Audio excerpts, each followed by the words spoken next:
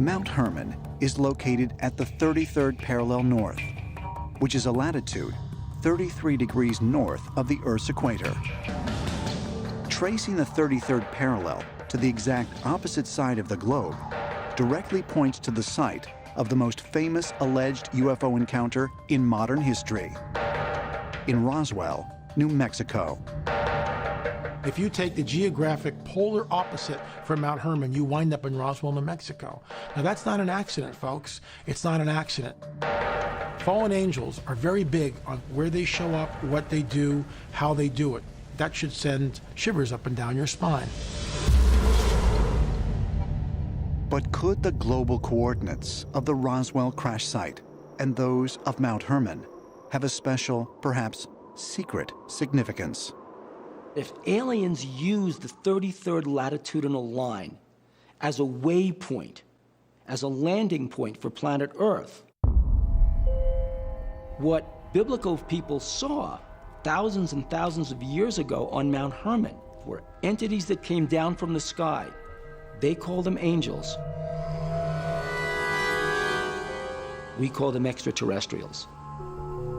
My idea is these extraterrestrials, they landed at different points. Why? They knew that thousands of years in the far future, the humans would know the geometry of their land. And all of a sudden they say, hey, what's that? These are places linked together. It's not coincidence. It was on purpose. Could the angels that descended on Mount Hermon thousands of years ago and the aliens who were reportedly seen over Roswell, New Mexico in 1947 belong to the same extraterrestrial race? And if so, does this mean that angels or aliens have been among us all along? Were they left behind to monitor us? Or perhaps even guide us into the future? Probably the last time that we had any regular interaction with these ETs as a cultural level was during the time of the foundation of Islam. For whatever reason, these guys seem to have followed a mutual collective agreement that they'd withdraw from the earth after the time of Islam, the New Testament, the Bible, etc., stay away,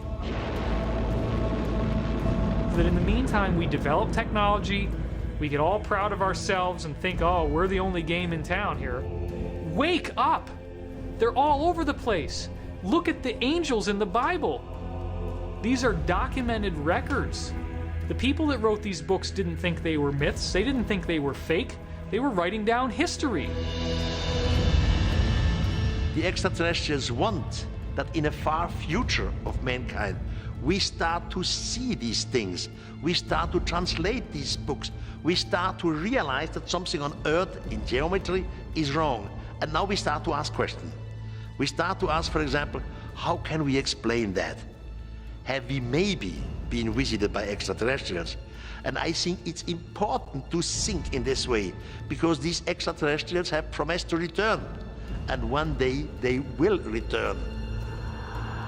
If we humans are now on, we'll say, the cusp of finally having some truth laid out to us about our relationship to other intelligences in the universe, I just hope that we will be looking at aliens past, present, and future as not our killers and not our saviors, but as another intelligence that we will be able to shake hands with and learn something about the cosmos.